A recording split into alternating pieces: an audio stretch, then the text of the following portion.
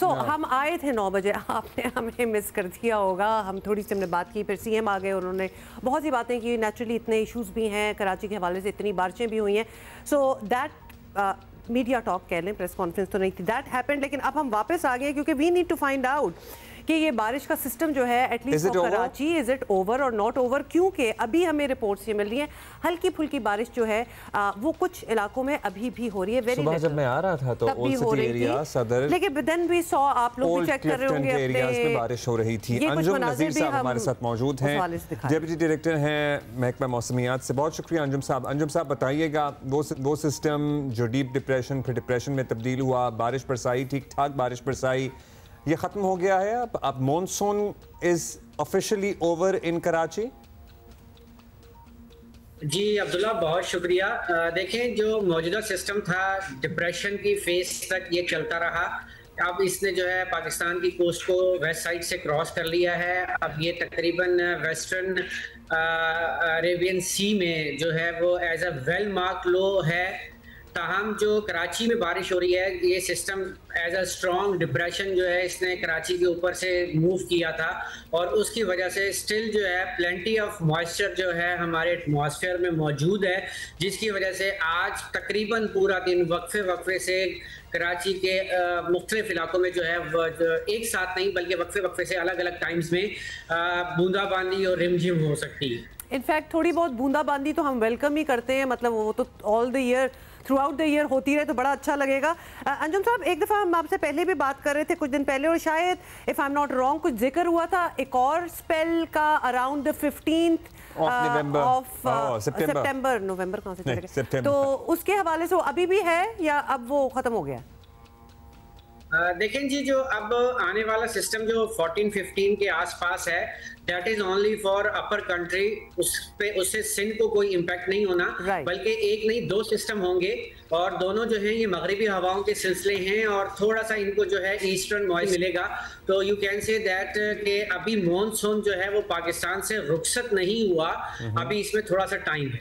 सो कराची में क्या हम कह सकते हैं कराची इसको गिरदोनवाह में अब इस महीने फिलहाल बारिश का कोई इम्कान नजर नहीं आ रहा?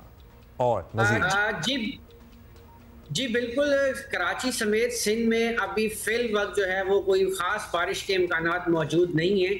आज और अक्टूबर, आपको पता है October is also called another summer, is considered to be the second summer of Karachi. October बहुत गर्म रवायती तौर पर महीना होता है, तो अक्टूबर का महीना उसी तरह गर्म होगा कराची में? जी बिल्कुल अब्दुल्ला, कराची में 2 समर्स होते हैं, एक प्री मॉनसून और एक पोस्ट मॉनसून। तो ऑफ कोर्स अक्टूबर अच्छा खासा गर्म महीना होता है कराची के लिए और वो उसी तरह गर्म होगा। और अंजुम साहब सॉरी, एक और सवाल, एक ज़रा ये सर्दियां जो हैं वो ज़रा आगे चली जाएंगी, जल्दी आएंगी, उसके भी कोई चेंजेस हैं उसमें, उसके पैटर्न में? देखें जी, सर्दियों के लिए अभी कहना बहुत कबलस वक्त है, क्योंकि जब ये मॉनसून का विड्रॉल हो जाएगा तो इसके बाद जो क्लाइमेट मॉडल्स होते हैं वो अपने आप को रीसेट करते हैं ड्यूरिंग ऑटम्स। तो उसके बाद फिर सर्दियों का पता चलता है कि आने वाली सर्दियां कैसी रहेंगी। ऑल्दो के कराची में सर्दियां आती ही 15 दिसंबर के बाद। That's right. बहुत शुक्रिया अंजुम साहब फॉर स्पीकिंग। वो इतने क्लाइमेटिक चेंजेस और हम इतना कुछ विटनेस कर रहे हैं कि हमने सोचा ये भी पूछ ही लें कि इसका क्या हाल होगा।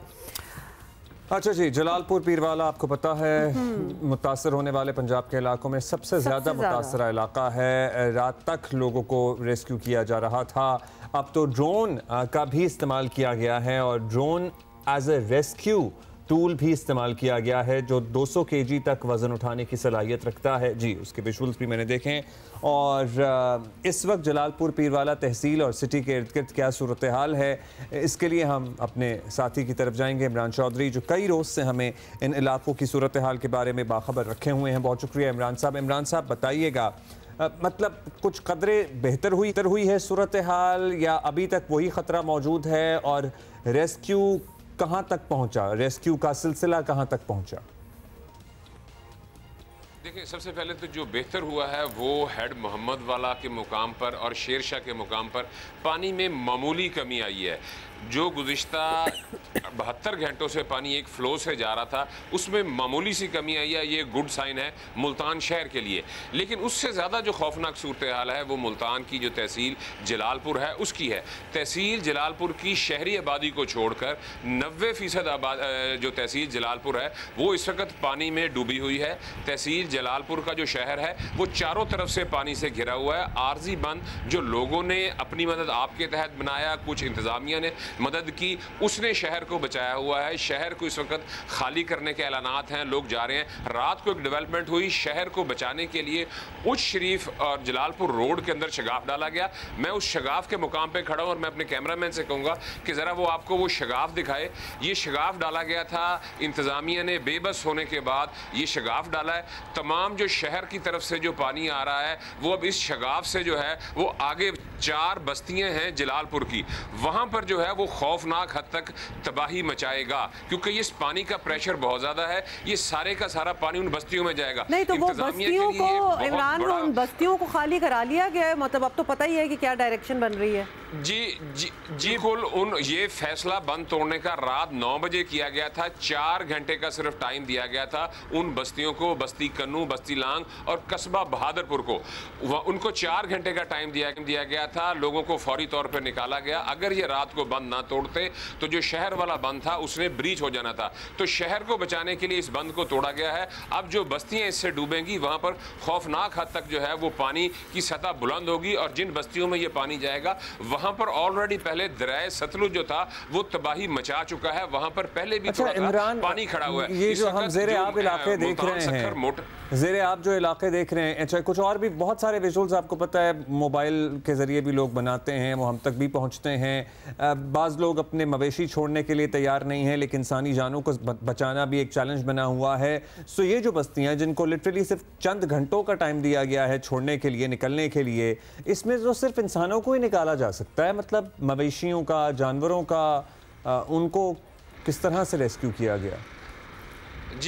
जी बिल्कुल अब्दुल्ला, अब जानवरों की, माल की कोई अहमियत नहीं रहेगी। अब सिर्फ और सिर्फ जो है वो जाने बचाने की जो है ना नौबत आ गई कोशिश है। और अब लोग भी इस चीज़ का दराक कर रहे हैं कि अब वो अपने जो है वो मवेशी वगैरह अगर कोई साथ है तो ठीक है, अदरवाइज वो सब कुछ वहाँ पर छोड़ने के लिए तैयार हैं। अब सिर्फ उनके लिए जो सबसे कीमती चीज़ है वो उनकी जान है। वो जान होती है या जो गठड़ी होती है जिसको वो सर पर रख सकते हैं। रेस्क्यू ऑपरेशन, लंबा तरीन रेस्क्यू ऑपरेशन यहाँ पे गुज़िश्ता 4 दिन से चल रहा है, लेकिन आबादी इतनी ज़्यादा मुतासिर हुई है। मैं बताऊं कि तकरीबन 7.5 लाख आबादी है तहसील जलालपुर की, जिसमें से 1.5 लाख आबादी है सिटी जलालपुर की, तो बाकी 6 लाख आबादी नवाही इलाकों की है जिधर 90% पानी आ चुका है। और यूं यहाँ पे जो मुतासरा लोग हैं, सिर्फ तहसील जलालपुर की 5 लाख लोग जो हैं वो मुतासर हो चुके हैं। लाखों की तादाद में जानवर हैं और इतना बड़ा रेस्क्यू ऑपरेशन भी जारी है, लेकिन उसके बावजूद लोगों की तादाद बहुत बड़ी है, लोग बहुत ज़्यादा फंसे हुए हैं। ये भी कहा गया है कि यहाँ पर ड्रोन आए हैं, एयरलिफ्ट भी की जाएगी, पाकिस्तान नेवी, पाक फौज की भी यहाँ पर मदद ली गई है। लेकिन यहाँ पर एक और वजह यह भी है कि पानी 10 से 12 फुट तक है। रेस्क्यू ऑपरेशन गुज़िश्ता रात भी करते हुए एक कश्ती उलट गई थी, लकीली उसके अंदर 19 अफराद थे। उसमें से एक शख्स लापता था, उसका क्या बना? जी बिल्कुल, अभी लापता है। उसके लिए रेस्क्यू ऑपरेशन जो है वो वहाँ उस इलाके के अंदर जारी है। यहाँ पर कश्ती से लोगों को महफूज करना इतना आसान नहीं है, क्योंकि जिस वक्त कश्ती चलती है नीचे 10-10, 12-12 फुट पानी है, नीचे लोगों के घर आ चुके हैं और वो नजर नहीं आते। नीचे लोगों के कोई भी चीज टकरा जाती है, ज्यादा तेजी से कश्ती चलेगी तो टकरा सकती है। तो यहाँ पर एक कश्ती जब जाती है और वापस आती है, अच्छा वो जो वाला जो था, लगता है कल आप ही ने बताया था कि निजी कश्तियों वाले जो है, प्राइवेट वाले हैं, वो तो बहुत ही किराए मांग रहे हैं लोगों को इधर से उधर ट्रांसपोर्ट करने में। उस पे कोई एक्शन हुआ? हामिद मीर साहब ने बताया था हमें। जी ये बहुत अफसोसनाक बातें थी और उसके ऊपर एक्शन हुआ। गवर्नमेंट ऑफ पंजाब ने जो है वो डीसीज को हिदायत की है कि इन सारी जो कश्तियाँ हैं इनको तहवील में ले लिया जाए और गवर्नमेंट ऑफ पंजाब और जो मुतलका इंतज़ामिया हैं वो इसको चलाए। इस ऐलान के बाद अब आज हम सूरत हाल देखेंगे कि हमें प्राइवेट कश्तियाँ कुछ जो है वो तहवील में ले ली गई हैं और कुछ इस ऐलानात के बाद लोग जहाँ से रात को जो प्राइवेट मलाह थे वो यहाँ से चले गए हैं। देखें, प्राइवेट मलाह जो हैं यहाँ पर कश्ती कश्ती चलाने में उनका एक प्लस पॉइंट है कि वो बहुत ज़्यादा ट्रेंड है, उनको इन रास्तों का पता है, सड़कों का पता है, उनको पता है कि ये कहाँ कहाँ सड़क थी, इस वजह से वो बड़े वेल ट्रेंड है। लेकिन उनके अंदर लालच का आंसर शामिल हुआ और उन्होंने 40-40 हज़ार या 8 से 10 हज़ार फी सवारी लेना शुरू कर दी। तो ये एक अलमिया ना सिर्फ यहाँ पे, और ये मैं बताऊँ कि इस वक्त जो दरिया चनाब का पानी यहाँ पर तबाही मचा रहा है, जितना इफेक्ट यहाँ पर तहसील जलालपुर को कर रहा है, इसी दरिया की दूसरी साइड पे जो तहसील अलीपुर है जो डिस्ट्रिक्ट मुजफ्फरगढ़ में है, उसकी भी सूरत हाल इंतहाई खौफनाक है। वहाँ पर भी सिर्फ अलीपुर का शहरी इलाका ही बचा है और यहाँ के लोगों का ये कहना है कि तहसील जलालपुर को आफत ज़्यादा इलाका करार दिया जाए, क्योंकि 90% तक ये जो तहसील है वो मुतासिर हो चुकी है और आफत ज़्यादा इलाका है। मुतासिर होने अच्छा, हम देख रहे थे ज़ाहिर वज़ीर आला भी कल पहुंची, उन्होंने अपनी सीनियर वज़रा की ड्यूटी भी लगाई है, इंतज़ामिया भी सभी मौजूद है पंजाब की जलालपुर गिरदोनवा में। मतलब पहले बताया जा रहा था कश्तियों की कुछ कमी है, जो सप्लाई है इज़ इट एम्पल, वो काफ़ी है, सफिशेंट है इतना बड़ा रेस्क्यू का ऑपरेशन मुकम्मल करने के लिए? अब्दुल्ला, दो चीज़ें हैं, हुकूमत की तरफ से कश्तियाँ आ रही हैं, लेकिन यहाँ पे दुशवार गुजार रास्ते और उसके बाद लोगों की इतनी बड़ी तादाद है कि लोग अभी भी मदद के जो हैं वो तलबगार हैं।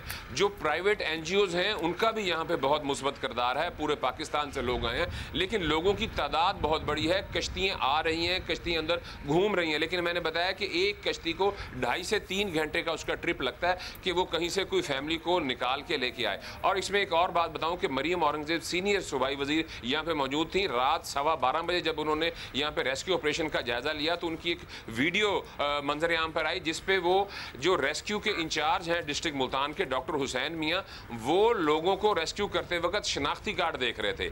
इस चीज़ की लॉजिक नहीं आई कि इस लम्हे में अफसोसनाक बात थी कि वो डॉक्टर हुसैन मियाँ जो है वो शनाख्ती कार्ड देख के लोगों को कश्ती में बिठा रहे थे, जिसके ऊपर मरियम औरंगजेब ने उनकी अच्छी खासी झाड़ पिलाई और उनको कहा कि क्या ये इंडिया के लोग हैं, ये वक्त है कि आप शनाख्ती कार्ड देखना चाह रहे हैं। हमने कोशिश की डॉक्टर हुसैन मियाँ से रब्ता करने की और उनसे पूछने की आखिर क्या लॉजिक थी कि जो लोग सैलाब से रेस्क्यू किए जा रहे हैं उनके शनाख्ती कार्ड क्यों चेक किए जा रहे हैं, लेकिन वो हमसे राब्ते में नहीं आए। बड़ी इंपॉर्टेंट बात की निशानदेही की आपने, बहुत शुक्रिया इमरान चौधरी हमसे बात करने का, एंड राइटली सो। क्यों कर रहे हैं आप आईडी कार्ड? कैसे आते हैं? वैसे हैरानी होती है। प्रायोरिटी इज के लाखों लोगों को आपको निकालना है और आप आईडी चेक कर रहे हैं और उसके बाद क्या करना था, मतलब किसको जाने देना था, किसको नहीं। बट एनीवे हम आगे इस बात के नहीं जाएंगे। बरूए कार लाने की बात हो रही है, वहाँ चाहे आजमाइशी तौर पर ही सही, लेकिन ये जो सिलसिला अब शुरू किया गया है ड्रोन वाला, ये जो देखिए आप, अगर ये भी डिप्लॉय हो जाए तो एटलीस्ट इट सीम्स के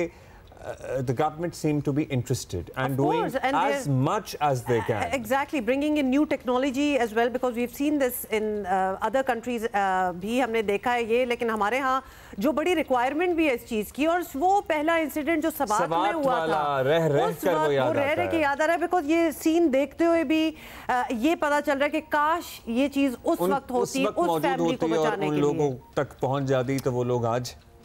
अच्छा, और निशानदेही की आपने बात की है तो एक हम कह के आगे चल पड़ते हैं, लेकिन पॉपुलेशन, ये ओवर पॉपुलेशन से जो मसाइल हमारे मुल्क ने देखे हैं over the past many decades, उसमें ये रेस्क्यू ऑपरेशंस में भी ये बात दोबारा उठकर सामने आई है that we need to do something about that as well. अच्छा जी, आलमी मंजरनामे से आपको बताइए है बहुत कुछ हो रहा है। गज़ा में हर तरह के जुल्म सितम और मजालिम की दास्तानें रकम करता इसराइल खत्ते में अब जिसको चाहता है निशाना बना देता है। 7वां मुल्क है कतर, जहाँ अक्टूबर के बाद से 23 के बाद से ये हमला किया गया है। उसके एक दिन बाद ही यमन के दारुल हुकूमत सना पर फ़ज़ाई हमले कर दिए गए। कल होने वाले हमले में 35 से ज़ायद अफराद शहीद हुए हैं। हालांकि दोहा पर फ़ज़ाई हमले के बाद दुनिया भर से सख्त रद्द अमल आने के बाद उम्मीद की जा रही थी कि शायद इसराइल अपने नापाक कार्रवाइयों से बाज आ जाए, लेकिन ऐसा नहीं हुआ। उसके अगले ही दिन यमन पर भी हमला कर दिया गया। डॉक्टर मलीहा लोधी हमारे साथ हैं, सीनियर सफारतकार हैं। डॉक्टर साहिबा, ये खबरें जो मिडल ईस्ट से निकलती हैं और इसराइल जो कि समझे कि आंखें बंद करके जहाँ चाहता है वहाँ वार कर रहा है, बताएं कि इसराइल ने कतर पर जो हमला कर दिया और साथ ये दावा भी कर दिया कि अमेरिका की मर्जी से ही सब कुछ हुआ है, लेकिन ट्रंप साहब का बयान बता रहा है कि अमेरिका इस पर ज़्यादा खुश नहीं है, at least that is what it sounds like. तो क्या नेतन्याहू के लिए ये एक सेटबैक होगा या फिर ये सब ड्रामा है और पीछे सब मिले हुए हैं और नेतन्याहू को कोई सेटबैक से फ़र्क नहीं पड़ता?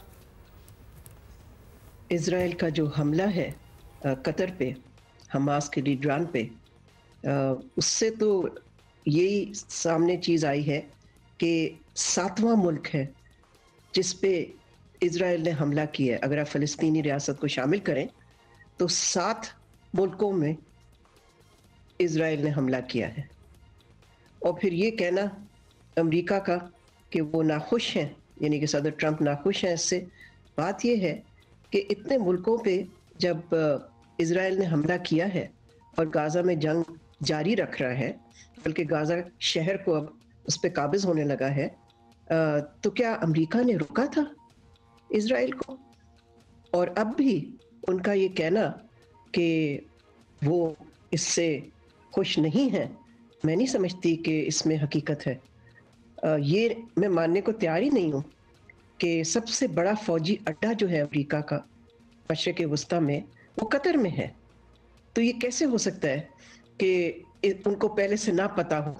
अगर कोई हमला होता है उस जगह पे जहाँ पर उनका इतना बड़ा अड्डा है, तो क्या उनको पहले से मालूम नहीं होगा? और अगर मालूम था तो फिर तो बहुत ही अफसोसनाक बात है। इसका तो फिर यही चीज़ साबित होती है, फिर से साबित होती है कि अमेरिका जो है वो बिल्कुल इज़राइल को रोकने के लिए तैयार नहीं है। और फिर कतर का ये डिनाई करना कि अमेरिका ने उनको पहले से इसके बारे में बता दिया था, इससे तो यही चीज़ साबित होती है कि ये कन्फ्यूजन की बात नहीं है। ये तो लगता ये है कि जो हकीकत है वो नहीं बयान की जा रही। बहुत ही अनफॉर्चुनेट और ट्रैजिक सिचुएशन है ये। अच्छा डॉक्टर साहबा, एक बहुत ही कैलकुलेटेड रद्द अमल दिया है। इस्लामी दुनिया कतर के साथ खड़ी है। अरब ममालिक जो इसराइल के हार्डकोर मुखालिफ नहीं भी थे, वो भी अब वाज़ेह साइड ले रहे हैं। तो क्या खित्ते में इसराइल के लिए ये एक प्रॉब्लम के मुतरादिफ होगा? इसराइल ने जो हमला किया है कतर पे, उससे दुनिया भर में उसकी मजम्मत हो रही है, ना सिर्फ अरब मुल्कों की तरफ से और मुसलमान दुनिया से, बल्कि बहुत सारे मगरबी ममालिक भी इसकी मजम्मत कर रहे हैं। वो भी मुल्क जो कि वैसे तो इज़राइल के बहुत बड़े हामी हैं, जिसमें कि मिसाल के तौर पे यूके भी शामिल है। तो इससे ये चीज़ तो सामने आती है कि इज़राइल इस तरह की जब हरकतें करता है, इस तरह के फ़ौजी हमले जब करता है, तो वो आइसोलेटेड होता है दुनिया में। लेकिन उसके पास जुर्रत जो आती है वो अमेरिका से आती है। अगर अमेरिका इज़राइल के साथ ना हो तो वो कभी इस किस्म की चीज़ ना कर पाए। तो ये अमेरिकी हिमायत से ही इज़राइल को आप कह लीजिए इनकरेजमेंट मिलती है, या वो कैलकुलेट ये करते हैं कि कोई कॉस्ट नहीं होगा उनके लिए और ये हमले पे हमला करते जाते हैं। तो जैसे मैंने पहले भी कहा, ये 7वां मुल्क है, पहली गल्फ कंट्री है जिस पे कि इज़राइल ने हमला किया है। अगर अब तक देख लीजिए जो काउंट है, 7 countries including the Palestinian state attacked by Israel militarily. लेकिन मजम्मत के अलावा अरब दुनिया ने भी तो कुछ नहीं किया। मुसलमान ममालिक जो कि OIC में रिप्रेजेंटेड हैं, आखिर आज तक क्या किया उन्होंने अमली तौर पे, सिवाय स्टेटमेंट्स, सिवाय अल्फाज, सिवाय मजम्मत के? अफसोसनाक बात है ये भी। डॉक्टर साहब, आप बिल्कुल आप सही कह रही हैं, और सवाल रह के यही आता है, क्योंकि ये इज़राइल जो कर रहा है ये नई बात भी नहीं है। मतलब ये 2 सालों से तो बड़ा एक्टिवली कर ही रहा है और पिछले काफ़ी दिहाइयों से हो रहा है। लेकिन मुसलमान ममालिक सारे जुड़ के कोई जवाब क्यों नहीं देते, ये बहुत बड़ा सवाल है। और इस सब में जो नुकसान हो रहा है डॉक्टर साहब, वो फ़लस्तीनी जो हैं वो मुसलसल मारे जा रहे हैं। अमन का कोई अगर चांस था भी तो वो भी अभी नियर फ्यूचर में तो कहीं नज़र नहीं आ रहा, क्योंकि जिस बैठक को टारगेट किया गया उसमें भी अमन मुआहिदे पे ही डिस्कशन मतलब अमन मुआहिदे पे तो हमले हो रहे हैं, तो आगे क्या एक्सपेक्ट किया जाए? अब सिर्फ जो एक्सपेक्टेशन थोड़ी बहुत रहती है वो अक़वाम मुत्तहिदा से है। क्या आपको लगता है यूनाइटेड नेशंस कोई सख्त पोजीशन ले तो इजराइल पे प्रेशर बढ़ेगा? इजराइल पे कहीं से कोई प्रेशर आ सकता?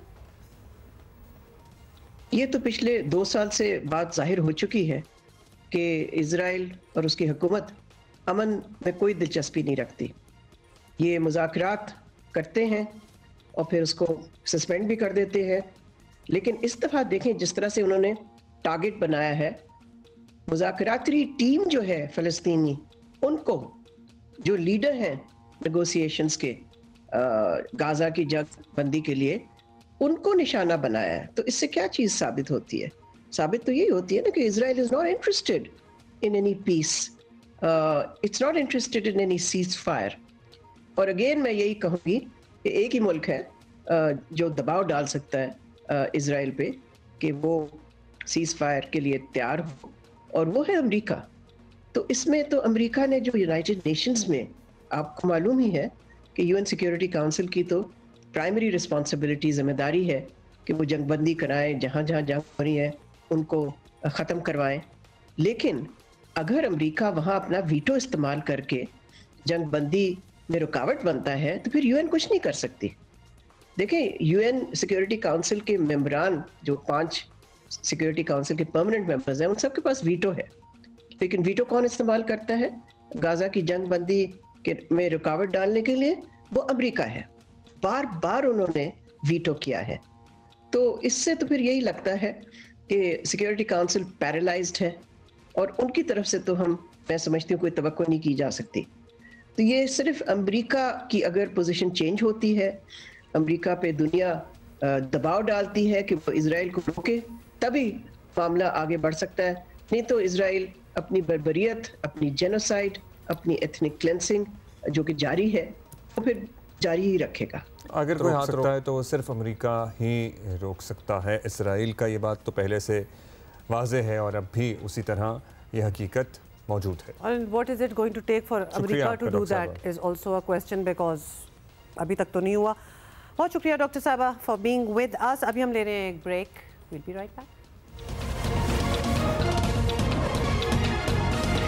अच्छा, इससे पहले हम आलमी मंजरनामे की बात कर रहे थे। ब्रेक से पहले डॉक्टर मलिहा लोधी हमारे साथ मौजूद थी और हमारी तरफ से डेवलपमेंट आप तक पहुंच गई होगी कि वज़ीर आज़म शहबाज शरीफ अपनी काबीना के अहम अरकान के हमरा कतर के एक रोज़ा दौरे के लिए रवाना हो गए हैं, जहां वो अमीर कतर से मुलाकात करेंगे, शाही ख़ानदान और दीगर हुकूमती शख्सियात से मुलाकात करेंगे, इज़हार यकजहती करेंगे। ये उनके जाने के विजुअल्स हैं जिसमें उनके हमरा हैं वज़ीर दिफा ख्वाजा मोहम्मद आसिफ, वज़ीर इत्तलात व नशरियात अता ताड़ा, मुअव्विन खुसूसी तारिक फातमी और नायब वज़ीर आज़म इसहाक डार भी।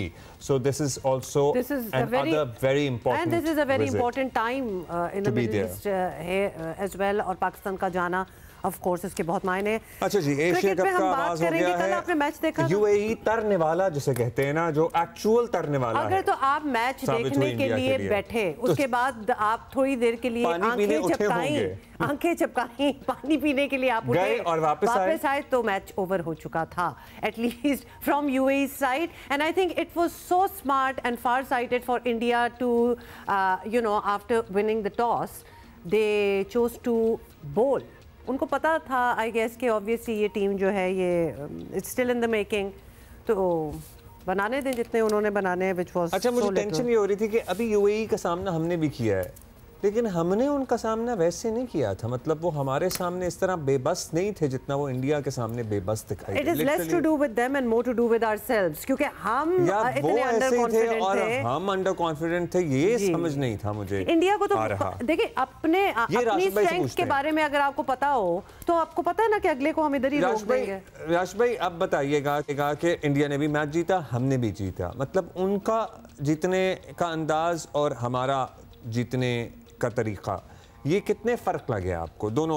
आप जरा कंपैरिजन, तकाबली जायजा लें आप। दबाव होता है कि इंडिया के खिलाफ खेलने में, एक एसोसिएट मेंबर, हम लोग तो खेलते ही रहते हैं। अभी यूएई से अंडर प्रेशर खेले, लेकिन यूएई का एक देखें, शारजा की इतनी अच्छी पिचेस नहीं थी, वहां पे अच्छा परफॉर्म किया against Pakistan, against spin attack के अफगानिस्तान के। यहाँ पे 42 for 2 थे और 57 ऑल आउट हो गए। शायद रीड नहीं हुए बिल्कुल भी शुभमन दुबे की मीडियम पेस, वो तो पार्ट टाइम बॉलर है, और साथ में कुलदीप यादव ने बहुत अच्छी बॉलिंग की है। बॉलिंग तो बहुत अच्छी है इनकी, 3 स्पिनर खेल रहे थे, चक्रवर्ती भी खेल रहे थे और अक्षर पटेल भी थे। मेरे ख्याल से दबाव ज्यादा होता है कि इंडिया खेलने के लिए। हालांकि इंडिया को पहले बैटिंग करनी चाहिए थी, काफी वक्त हो गया था इनको T20 खेले हुए, टॉस जीत गए। 15 मैचेस के बाद अब पहला टॉस जीते तो उसमें भी गलत फैसला कर दिया, तो उनको भी कहीं खौफ था यूएई से कि यार हार ना जाए। यूएई से अगर ये चीज अगर उनके जहन में होगी कि उनकी बैटिंग अच्छी है, हार ना जाए, ये गलत फैसला था उनका। लेकिन जो आपका सवाल है पाकिस्तान के खिलाफ, अब मैच है हमारा 17 तारीख को यूएई का। लेकिन राशिद भाई एक और सेंस से देखा जाए तो may be it was also a smart move by India. उनको इतना खेलना भी नहीं पड़ा, 5-6 ओवर में उन्होंने ख़त्म कर दिया, उन्होंने ज़्यादा उनको स्कोर नहीं बनाने दिया। मतलब खुद खेलते तो कहाँ तक बात पहुँचती, अब टाइम लगता है, यस उनकी अपनी प्रैक्टिस हो जाती। अगले को तो उन्होंने 58 में ऑल आउट कर दिया, तो इट वाज ऑलराइट, आराम किया और उनको भी भेज दिया। वो तो होता है क्या है कि हर फेज में खेलना होता है। ओपनर अभिषेक शर्मा खेल रहे थे और साथ में शुभमन थे, नीचे बैटिंग ऑर्डर पूरा यूटिलाइज हो जाता है, पता चल जाता है कि कौन कितनी फॉर्म में है। अभी तो नहीं पता चलेगा ना, इस मैच में 57 किए, 4.4 पे उन्होंने कर लिए। हो सकता है राशिद भाई उन लोगों को ये प्रॉब्लम्स नहीं है कि वो अपनी फॉर्म देखें, ये प्रॉब्लम्स पाकिस्तानियों की है। नहीं सबके लिए होते हैं ये इश्यूज। क्या ख्याल है राशिद? इंडिया की इस वक्त मतलब काफी नहीं राशिद भाई आप बताएं, हर एक के लिए इंपॉर्टेंट है। ज़ाहिर टीम कितनी भी बड़ी हो, बड़े बड़े भी चोक करते हैं और हमने इंडिया को चोक करते हुए देखा है पहले भी बड़े टूर्नामेंट्स पे। ये नहीं करते, सारी टीम करती है। बड़ी बड़ी 83 का वर्ल्ड कप है, वेस्ट इंडीज हार गई इंडिया के सामने और 183 से नहीं हुए। बड़ी बड़ी टीम चौक करती है। पाकिस्तान कितनी दफा किया, साउथ अफ्रीका मशहूर है इसमें। जिसमें जिस दिन T20 में स्पेशली हम वनडे में अगर चांस मिलता है तो वापस आ सकते हैं, टेस्ट क्रिकेट में वापस आ गए। T20 में एक प्लेयर निकल गया ना, जो थ्रू कर गया वो बॉलिंग या बैटिंग में, फिर वो चांस नहीं देता वापस आने का। तो ये एक एडवांटेज है किसी भी टीम का, यूएई हो या अफगानिस्तान हो या बांग्लादेश, पाकिस्तान, हर एक के पास। तो with the same token Rashid भाई, कल जो मैच होगा पाकिस्तान का विद अगेंस्ट ओमान, तो क्या हमारी स्ट्रेटजी अगर हम टॉस जीतते हैं तो हमें क्या करना चाहिए? हमें देखिए, चेज अभी तक नहीं किया हमने, चेज करना चाहिए, अच्छा चेज करना चाहिए हमें। और मैच हमारे दुबई में था, देखिए डिफरेंट पिच तो है। कल की पिच इतनी अच्छी नजर नहीं आई, जिस तरह से हमने अबू धाबी की पिच देखी वो ज्यादा बेहतर लगी अफगानिस्तान वाले मैच में जो हांगकांग के खिलाफ खेला। कल की पिच अगर अच्छी मिलती है तो चेज भी कर सकते हैं, टॉस के ऊपर है लेकिन चेज भी कर सकते हैं। लेकिन मुझे ऐसा लगता है कि पाकिस्तान ज्यादा चांस नहीं लेगा इंडिया की तरह। वो मतलब के कोशिश पाकिस्तान की यही होगी, मुझे लगता है ऐसा है कि वो बैटिंग करेगा पहले। बहुत शुक्रिया आपका राशिद भाई। थैंक यू राशिद भाई, thank you for being with us. अच्छा जी, कल से शाहरियार भुट्टो के कुछ विजुअल्स पे आप देख रहे होंगे। शाहरियार भुट्टो के बारे में अभी वज़ीर आला सिंध ने भी तफसील से बयान किया कि 39 किलोमीटर का ये रास्ता है, जिसमें से 15 किलोमीटर अभी खोला गया है और वो बिल्कुल ठीक ठाक है और लोग उस पर कल भी आ रहे थे, जा रहे थे। जो आगे ज़ेर तामीर हिस्सा है उसमें भी, ज़ेर तामीर में भी कायदाबाद से 7 किलोमीटर आगे पानी ने अपना रास्ता बनाया या पानी को रास्ता दिया गया और इसमें एक बंद बनाना भी इस प्लान का हिस्सा है। कल डिप्टी मेयर कराची भी हमारे शो में थे, उनका भी यही कहना था। तारिक अब्दुल हसन, नुमाइंदा जियो न्यूज़ हमारे साथ हैं। तारिक, आप उस जगह पे मौजूद हैं, ये मतलब ये बह गई है ये जगह या फिर ये खुद बनाया होगा पानी के गुजरने का रास्ता, आप क्या देख रहे हैं उधर? जी, मैं इस वक्त लोकेशन के ऊपर मौजूद हूँ और शायद इससे बड़ा कोई मजाक नहीं हो सकता कि ये कहा जाए कि पानी के गुजरने के लिए खुद रास्ता बनाया गया है।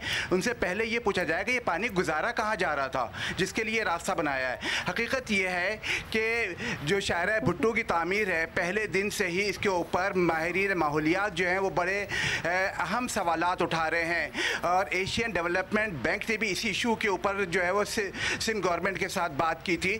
तो ये जो शाहरियार भुट्टो बनाया जा रहा है वो मलिर नदी के बेल्ट में बनाया जा रहा है, ऐसा नहीं है कि उसके किसी कॉर्नर पे बनाया जा रहा हो। तो जब आप दरिया के बीच में कोई चीज़ बनाएंगे तो वो हमेशा से ही उसको थ्रेट रहेगा। जहाँ तक इसकी ये बात है कि शाहरियार भुट्टो की कितनी तामीर हुई है, तो शाहरियार भुट्टो की जिस मुकाम पे मैं खड़ा हूँ यहाँ से काठौर तक इसकी कारपेटिंग मुकम्मल हो गई है, यानी शाहरियार भुट्टो इस काबिल है कि इसके ऊपर ट्रैफिक चल सके। अब जो काम होना है इसके ऊपर वो सिर्फ ये रह गया है कि साइडों की रिटेनिंग वॉल बनती है जिसका काम ट्रैफिक जो चल रही है उसको जो है वो सपोर्ट करना है, उसको फराहम करना है। अच्छा, ये कल से वज़ीर आला सिंध से भी ये पूछा जा रहा है और उनका ये कहना था कि यहाँ पर बाकायदा दरिया के लिए एक बंद तामीर होना है।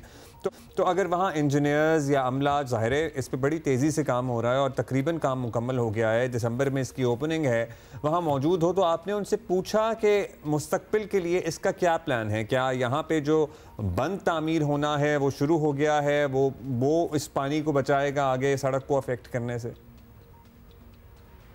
कोई बंद तामीर नहीं होना। ये जिस रोड के ऊपर मैं खड़ा हुआ हूँ शाहरियार भुट्टो, यही बंद है। कोई इसको बचाने के लिए कौन सा बंद बनेगा? इसके ऊपर कोई बंद नहीं बनना। अच्छा तारिक दिखा दें जरा कैमरा, आप कैमरामैन को कहें वो पैन करें और हमें दिखा दें। देखिए आपको मैं एक चीज़ दिखाता हूँ जावेद, अगर आप कैमरा निकाल कर थोड़ा सा आगे आए तो ये मैं आपको दिखाता हूँ कि इसकी पिचिंग जो है वो कंप्लीट हो चुकी है। यानी जो पत्थर लगाया जाता है रोड की प्रोटेक्शन के लिए वो पत्थर सारा लग चुका है। ये अब आप देखें और पूरा जो है वो ये रास्ता आप देख सकते हैं आगे कि ये वो साइड है जो नदी की साइड के ऊपर है। तो इधर सारी पिचिंग कंप्लीट हो चुकी है। जो पानी गुजरने का रास्ता है बरसाती पानी वो भी बना दिया गया है। लेकिन मसला ये है कि ये जो रोड है शाहरा भुट्टो ये तामीर की गई है दरिया के बेल्ट के अंदर। तो यानी जो दरिया का बेल्ट है वो मुख्तसर हो गया है। अगर मेरे कैमरामैन आपको मेरे लेफ्ट साइड पे दिखा सकें तो जो आपको दूर झाड़ियाँ नज़र आ रही हैं वो नदी का एक्चुअल हिस्सा है जहाँ पर पुराना बंद था और ये पूरी नदी जो है वहाँ तक चौड़ी थी। लेकिन जब ये बंद बनाया गया और दरिया का जो रास्ता है वो मुख्तसर किया गया तो लाजमी तौर पर इस शाहरा भुट्टो के ऊपर सैलाबी पानी का जो दबाव है वो आना है। और एक बात और बहुत अहम यह है कि इस दफ़ा मलिर नदी में ये दरमियाने दर्जे का सैलाब था। यहाँ पर अगर सुपर फ्लड आया जिस तरह का 2020 में आया था तो पानी जो पुराना बंद है ना उसको भी क्रॉस करके निकल गया था। तो अब जब बताएंगे अगर सुपर फ्लड हो तो क्या सूरत हाल होगी। यहाँ पे 1977 में भी एक बहुत बड़ा सैलाब आया था जिसके नतीजे में बहुत बड़ी तादाद में लोगों की हलाकतें हुई थी और वो यही हुआ था कि सुपर फ्लड था, बंद जो है वो निकल के पानी जो है वो आबादी में चला गया था। उसके बाद उस वक्त भी पाकिस्तान पीपल्स पार्टी की हुकूमत थी सूबे में और उन्होंने एक प्रोटेक्शन बंद बनाया था जो कि नदी की पूरी चौड़ाई के ऊपर था। और उस बंद का फ़ायदा ये हुआ था कि उसके बाद फिर जितने भी सुपर फ्लड आए आबादी को नुकसान नहीं हुआ था। लेकिन अब हम देख रहे हैं कि जो नदी के अंदर अब जो ये बनाया गया है शाहरा भुट्टो ये जो है वो मुस्तकिल इसको एक थ्रेट रहेगा और ये जब भी ज़्यादा बारिशें होंगी, ज़्यादा बड़ा फ्लड होगा तो नदी के अंदर बनाया हुआ यानी दरिया के बेल्ट पे बनाई जाने वाली हर चीज़ को ख़तरा होगा। लिहाजा इस जो सड़क है ये भी ख़तरे में होगी। और जिस तरह यहाँ बताया कि इन्वायरमेंट के हवाले से बहुत इशूज़ हैं तो सबसे बड़ा इशू यही है कि पानी की जो गुजरगाह है उसको मुख्तसर कर दिया गया है और उसके नतीजे में जो यहाँ पर आबादियाँ हैं और यहाँ पर बहुत बड़ी ज़री ज़मीन है। जो मलिर है ये कराची का फूड बास्केट है। सबसे ज़्यादा जो सब्जियों की पैदावार है, फलों की पैदावार है और जानवरों के लिए चारा वो सब इसी इलाके के अंदर होता है। तो अगर इसका जो है वो इन्वायरमेंट हम डिस्टर्ब करेंगे तो ज़ाहिर है उसका असर कराची शहर की मुकम्मल आबादी के ऊपर पड़ेगा। और इसके अलावा एक और बहुत अहम चीज़ ये कि यहाँ पर जो है वो पानी स्टोर होता है, नदी के अंदर पानी स्टोर होता है। तो जितने यहाँ पे कुएँ हैं वो उसकी वजह से आबाद होते हैं। लेकिन यहाँ हुआ ये कि आप मेरे पीछे देखिए बहुत बड़े बड़े गड्ढे नज़र आएंगे। मिट्टी जो है वो यहाँ से ही खोद कर इस बंद के ऊपर डाली गई है तो जिसकी वजह से जो रेत है वो यहाँ से हट गई है और रेत ही पानी को स्टोर करता है। तो पानी जो है वो ज़्यादा यहाँ पर रुकता नहीं है और बह जाता है। एक और चीज़ मैं पानी का प्रेशर आपको बताऊँ, आप नदी में देखें ये बहुत बड़ा सा मलबा दिख रहा है। ये मलबा पानी और ये कंक्रीट का मलबा है। ये जो दरमियाने दर्जे का सैलाब था वो ये सारा कंक्रीट अपने साथ बहा के लेकर आया है। इससे आप पानी के प्रेशर का अंदाज़ा लगा लें कि कितना होता है। इसके अलावा इतना बड़ी यहाँ पर जो है वो ये वाक़या हुआ है। लेकिन अगर हम देखें इंतज़ामिया की तरफ से तो कोई हिफाजती इक़दाम नहीं किए गए। यहाँ लोग आम घूम रहे हैं और जो लोगों ने तो अपने लिए पिकनिक का पॉइंट ही बना लिया है। बहुत शुक्रिया आपका तारिक अबुल हसन, हमें बता रहे थे कि क्या सूरत हाल है और लिटरली ये आई एम श्योर ये इंजीनियर्स ने जब प्लान किया होगा तो कुछ मलूज़ खातिर रखा होगा कि इन चीज़ों को कैसे और ये बड़ी कंसर्निंग बात है कि अगर तो ये चंक जो है ये नदी के जो हिस्सा है उसमें से गुजारी जा रही है तो that is also a very concerning point because अब हमने देख लिया है मतलब किसी लेवल का भी पानी हो, ये मिड लेवल फ्लड था, इतने हाई लेवल का नहीं था, उसको भी विथस्टैंड नहीं कर पाया। So this needs to be हम जब ज़ाहिर पानी अपनी जगह हमेशा रिक्लेम करता है इसलिए उसके लिए कोई ऑल्टरनेट निज़ाम होना चाहिए। अभी हम एक ब्रेक लेते हैं, थोड़ी देर में वापस आएंगे।